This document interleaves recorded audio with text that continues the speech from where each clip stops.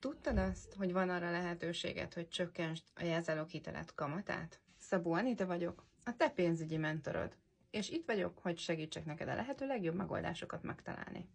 Tehát ahhoz, hogy a 6-7, akár 8%-os jelzáloghitel kamatodat csökkenteni tudjuk, egy lakástakarék pénztári számla az, amivel csökkenteni tudjuk.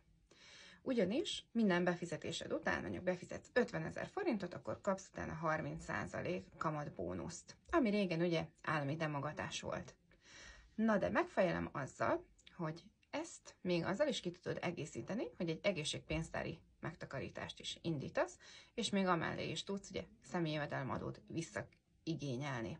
Tehát az még extra 20% évente a befizetéseid után.